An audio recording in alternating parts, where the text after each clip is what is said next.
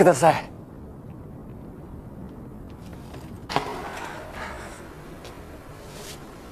といてくれればいいのにね。ほんと融通が利かない。無理だよね。 Halo guys, kembali lagi di channel Topeng Hitam Official guys ya. Bagaimana kabar kalian hari ini? Semoga kalian selalu sehat dan banyak rezeki ya guys.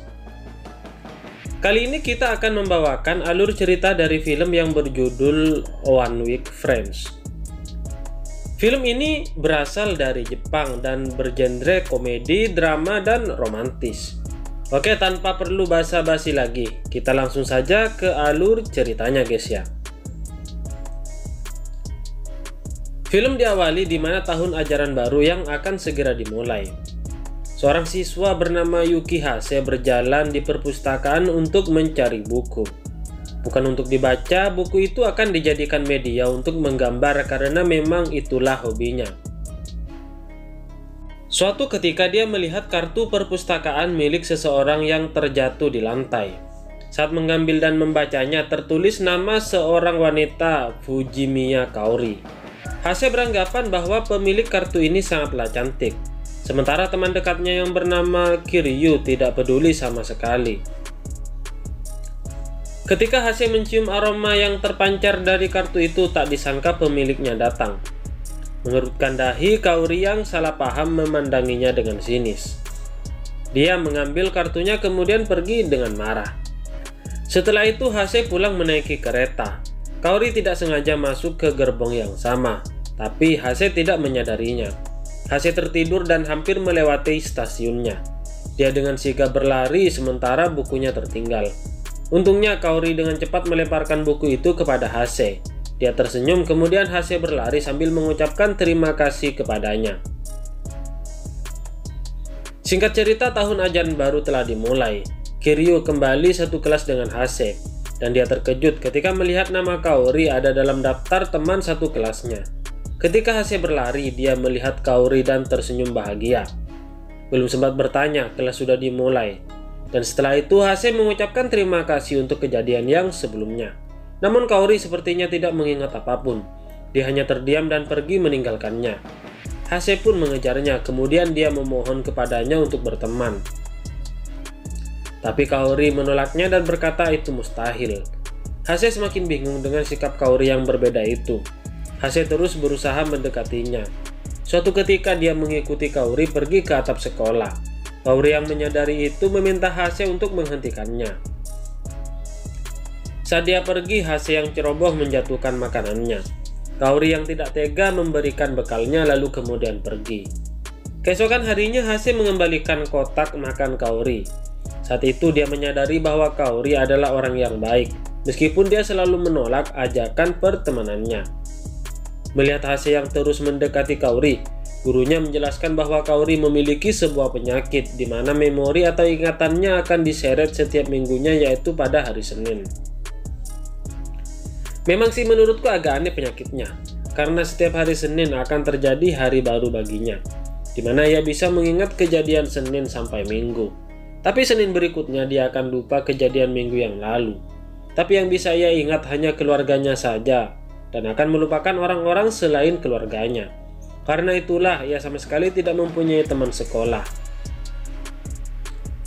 Hase mengira sang guru hanya mengada-ngada, namun sayangnya itu adalah fakta yang terjadi.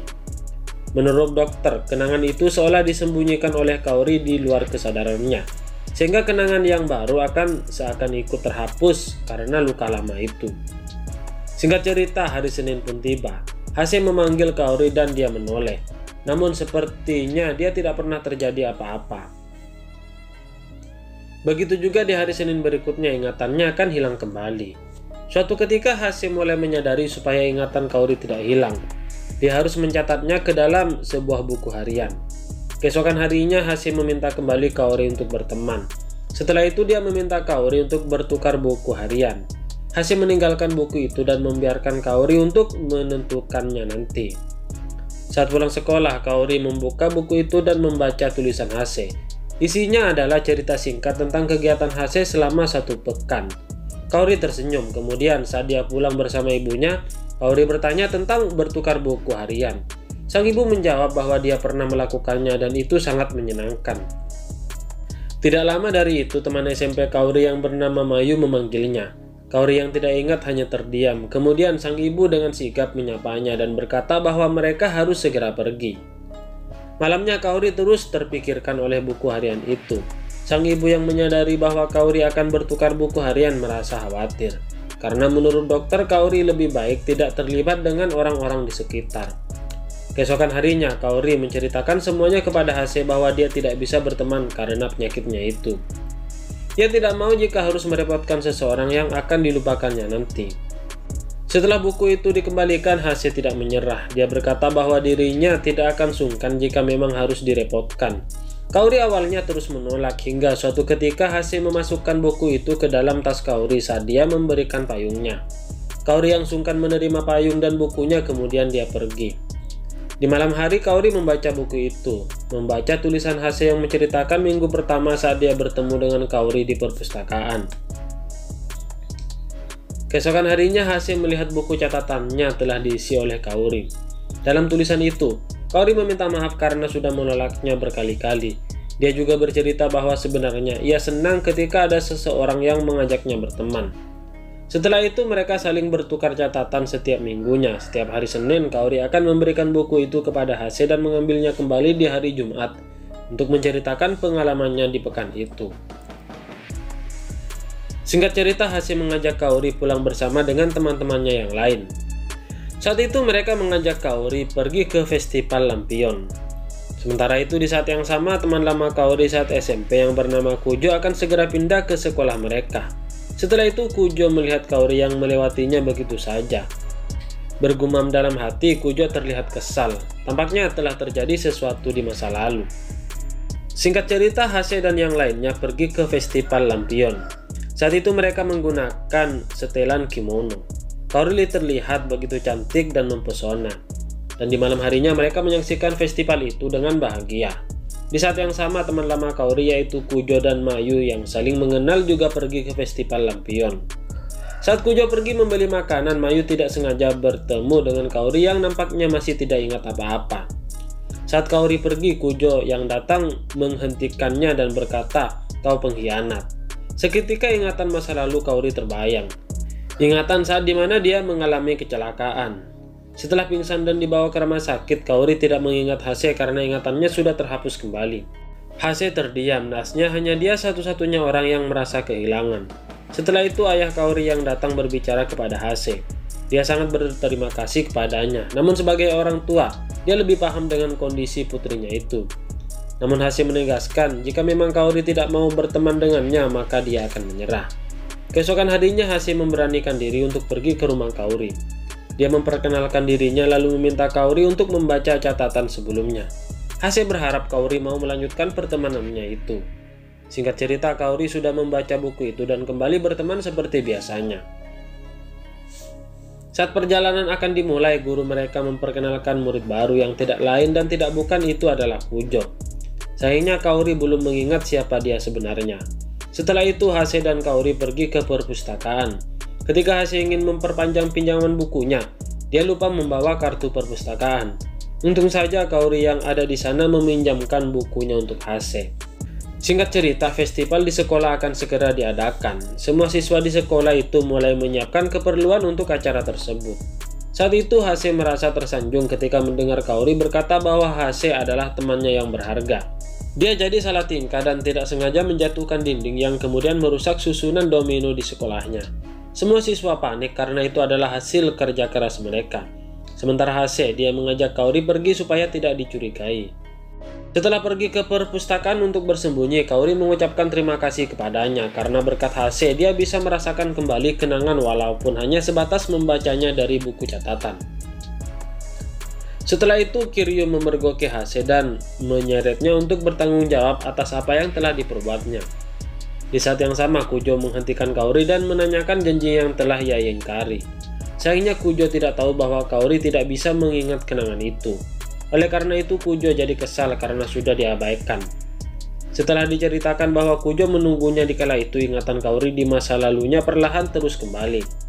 Hal itu membuatnya pusing dan terjatuh. Hase yang melihat sempat menyalahkan Kujo, namun kemudian dibantah karena Kaori berkata bahwa dirinya yang salah. Singkat cerita, acara festival di sekolahnya telah dibuka. Saat itu Hase bertemu dengan Mayo yang datang berkunjung. Ketika Mayo menghampiri Kujo dan bertanya tentang Kaori, Hase menyadari bahwa mereka berdua adalah teman lamanya Kaori. Kujo bingung ketika Mayo menyinggung soal penyakitnya Kaori. Hase yang mengetahui itu juga semakin membuat Kujo penasaran dengan apa yang tengah terjadi. Setelah itu Hase mengantar Kaori untuk bertemu dengan kedua teman lamanya di atap sekolah. Saat itu Mayo menjelaskan semuanya. Saat mereka bertiga masih SMP, Kujo dikabarkan akan pindah sekolah. Sebelum kepindahannya itu, Kujo menyatakan perasaannya kepada Kaori.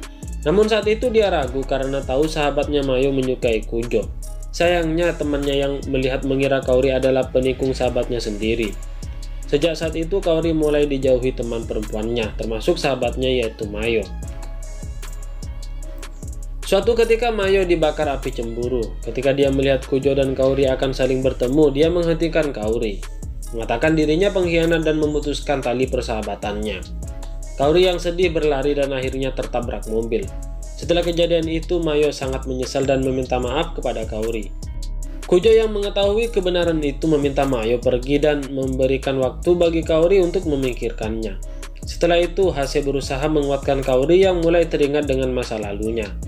Hase memeluk Kaori dan berkata, "Kamu tidak sendiri, aku akan melindungimu." Di saat yang sama, Kaori teringat bahwa di malam itu dia berjanji akan menemui Kujo untuk menjawab perasaannya. Menyadari bahwa Kaori menyukai Kujo, Hase menyembunyikan kesedihannya itu dan dia berkata, "Syukurlah ingatanmu sudah kembali." Di malam harinya acara puncak dimulai. Hase terus menyembunyikan kesedihannya itu. Setelah menceritakannya kepada Kiryu, dia sangat kagum karena Hase memikul beban itu seorang diri. Setelah itu Hase memutuskan untuk membakar buku catatan itu. Catatan di mana ingatan Kaori semuanya tersimpan. Dan sejak saat itu Kaori tidak lagi mengingat Hase. Dia tidak bisa berbuat apa-apa selain melihat Kaori dan Kujo kembali bersama. Suatu ketika Hase menghentikan gambaran di buku yang dia pinjam. Dia menitipkan buku itu kepada juniornya untuk dikembalikan ke perpustakaan. Waktu pun berlalu dan tahun ajaran pun telah dimulai. Tidak ada yang spesial di tahun ini bagi Hase karena dia hanya menghabiskan waktunya seorang diri. Singkat cerita, di hari kelulusan telah tiba.